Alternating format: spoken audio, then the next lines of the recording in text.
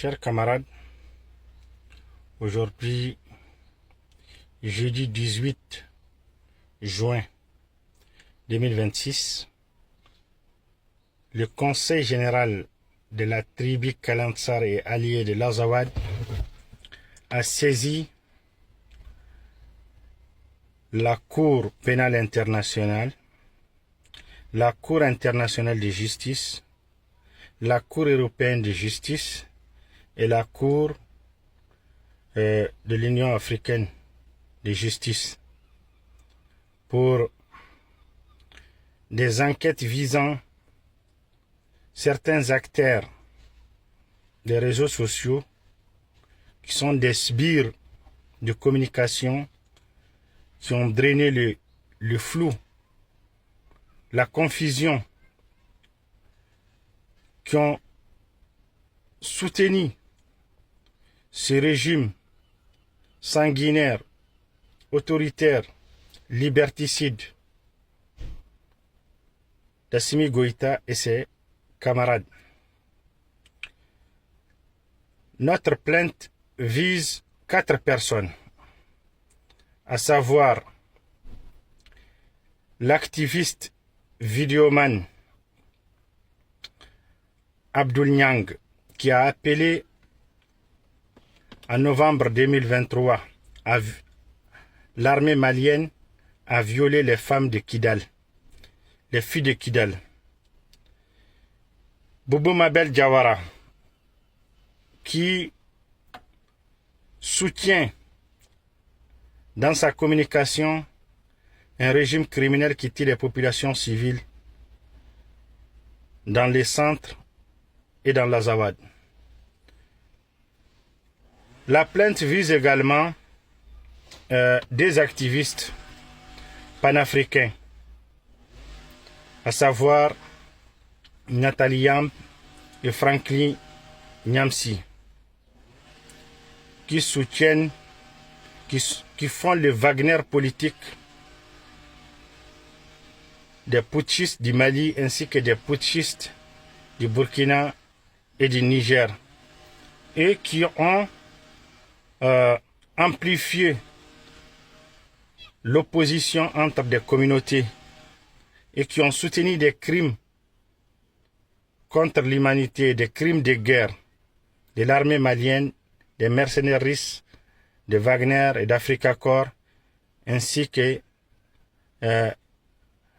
ils ont aussi soutenu Assimi Goïta dans ses démarches où il s'est octroyé des drones turcs pour bombarder des populations civiles dans le nord et dans le centre.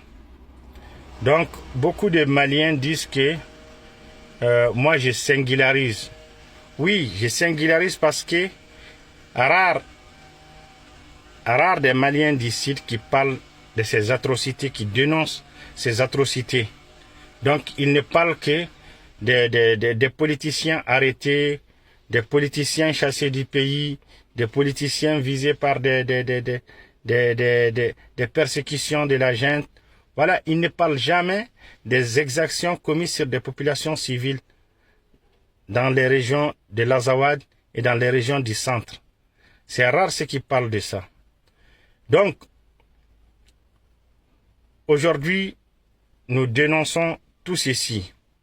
Et on ne peut plus soutenir un pays qui a utilisé des drones, qui a utilisé des mercenaires pour massacrer les populations dans les septentrions maliens.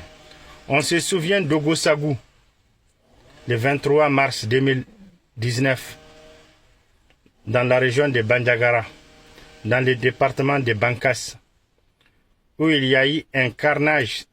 Tout un village Peul a été rayé de la carte par la milice d'Anna Massagou et l'armée malienne. On se souvenait que Ibeka s'était rendu là-bas pour condamner et pour interpeller le chef d'état-major de l'armée de terre à l'époque pour lui dire si cela s'est produit se reproduit encore, il va les relever de ses fonctions ou même les radier de l'armée. Voilà, Ogossagou a été fait par une milice d'Anamassagou, armée et soutenue par l'État malien et qui est soutenue aussi par l'armée malienne qui ont commis ces atrocités le 23 mars 2019 et ça a été fait par l'État malien et ça a été condamné par l'État malien. Alors que des populations Touareg dans la région de Ménaka n'ont cessé d'être massacrées depuis 2018 jusqu'à maintenant, dont les crimes les plus atroces se sont produits en mai 2022 dans les zones de Inekar, de Andarambokar, Tamala, Tinchinanen et autres. Mais l'État malien n'a jamais dénoncé cela. Il n'a jamais dénoncé cela. Nous, on n'a pas besoin que la communauté internationale dénonce.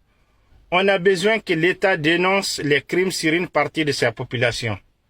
Si réellement le Nord appartient, ces populations sont considérées par le Mali, pourquoi l'État islamique a commis des massacres sur ces populations dans cette région de Ménaka? Le Mali n'a jamais fait un communiqué de dénonciation, n'a jamais fait un communiqué de deuil. Alors que Tombouctou, qui est le bateau Tombouctou, dont aujourd'hui on n'a pas la véracité de qui a frappé le bateau Tombouctou, alors qu'on savait qu'à l'époque il y avait un embargo du JNIM et que le bateau Tombouctou, il y avait des militaires dedans, il y avait la population dedans et qu'il a été utilisé comme bouclier humain par l'armée qui défiait le JNIM, l'embargo du JNIM, qui essayait de contourner l'embargo du JNIM et qui a été frappé par le JNIM. Mais jusqu'à présent, on prend ces bateaux Tombouctou comme un alibi pour aller massacrer nos populations par les mercenaires russes de Wagner, par des drones turcs dans la région de Tombouctou, Teoudeni et autres. Ce sont des faits réels. Les massacres sur les populations dans le septentrion malien appelé l'Azawad est une réalité.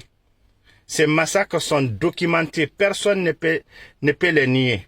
Ils existent.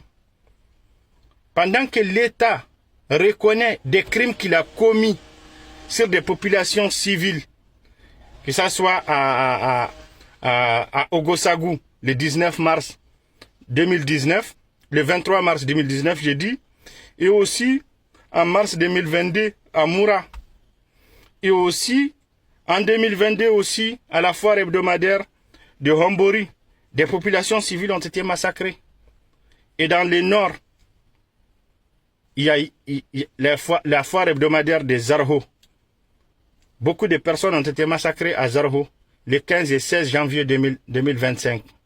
Encore en avril 2025 aussi, des personnes ont été massacrées dans cette foire. Et là, le 11 juin 2026, à Echel-Horo, dans le département de Gundam, commune de Tonka, des dizaines de personnes ont été tuées, massacrées des civils de façon délibérée par des mercenaires russes d'Africa Corps et l'armée malienne, dont 14 Touaregs connus identifiés. On a des audios, des témoignages des personnes oculaires, des témoins oculaires le jeudi dernier. On a des audios, personne ne peut les nier.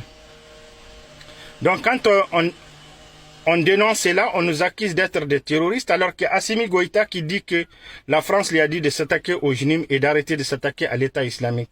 Qui est allié aux terroristes?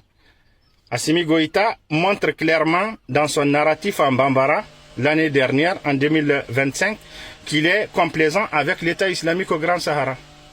Donc il faut que les sbires de communication d'Assimi Goïta sachent que ce vocabulaire ne tient plus. Parce qu'on dénonce des faits réels documentés qui existent, qui sont irréfutables.